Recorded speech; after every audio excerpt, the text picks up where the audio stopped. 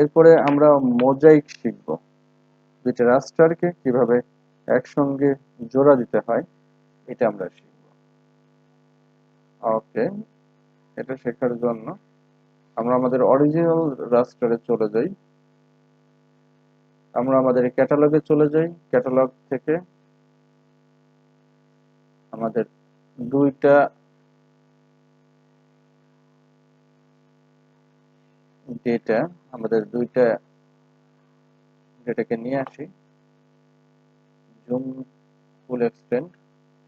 আচ্ছা, আমাদের এই দুইটা ডেটা একটু সমস্যা রয়েছে। দুইটার মধ্যে আমাদের লোকেশনের পাশাপাশি নাই। তারপর আমরা ট্রাই করি কিভাবে দুইটাকে একসঙ্গে মোজাইক করতে পারি। মোজাইক টু নিউ রাস্টার টুলটাকে আমরা ব্যবহার করব। মোজাইক টু নিউ রাস্টার,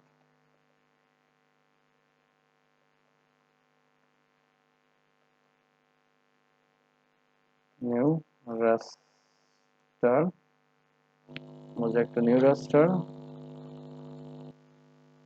আমরা যে ডেটা ম্যানেজমেন্টের টুলটা রয়েছে মোজাইক টু নিউ রাস্টার, এটা ব্যবহার করব। ইনপুট রাস্টার আমরা দুইটাই ব্যবহার করি। আমরা দুইটাই ব্যবহার করলাম। আউটপুট লোকেশন যেটা রয়েছে এটাকে ব্যবহার করলাম। Output location,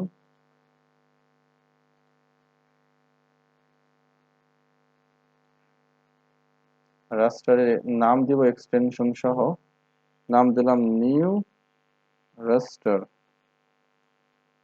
dot tiff. Spatial reference for raster, রাস্টারের জন্য স্পেশাল রেফারেন্স, এটা অপশনাল। এবং ডেটার কত হবে আমাদের ছিল হচ্ছে স্পেশাল রেফারেন্স, আমরা চাইলে দিয়ে দিতে পারি WS984, এটাই ছিল। পিক্সেল টাইপ হবে 16 বিট সাইন, 16 বিট সাইন, কারণ 16 বিট সাইন সেল সাইজ লাগবে না, সেল সাইজ এটা অপশনাল। বাট আমরা যদি দিয়ে দিতে চাই সেল সাইজ এখান থেকে নিয়ে আসতে পারি।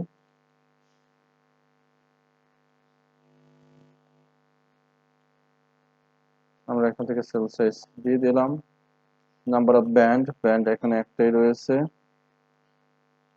মোজাইকের অপারেশন যেটা আমাদের এগুলো রয়েছে আমরা এগুলোই ব্যবহার করতে পারি। একটু অপেক্ষা করি আমাদের নিউ রাস্টার তৈরি হওয়ার পর্যন্ত। আমাদের মোজাইকের মাধ্যমে একাধিক ফ্রেমকে নিয়ে আমরা একটা বড় রাস্টার ফাইল তৈরি করতে পারি। এগুলোকে আমরা আনচেক করলে নতুন যে আমরা মোজাইকটা পেয়েছি এটা হচ্ছে আমাদের নতুন রাস্টার ফাইল। এখন নতুন রাস্টার ফাইলটার ক্ষেত্রে আমরা আইডেন্টিফাই টুল ব্যবহার করে পিক্সেল ভ্যালু দেখতে পাচ্ছি। এইখানে আমাদের ফ্রেম তৈরি হয়েছে, বাট এখানে কোনো ডেটা নেই, নো ডেটা। স্ট্রেস ভ্যালু, এখানে কোনো ডেটা নেই। আমরা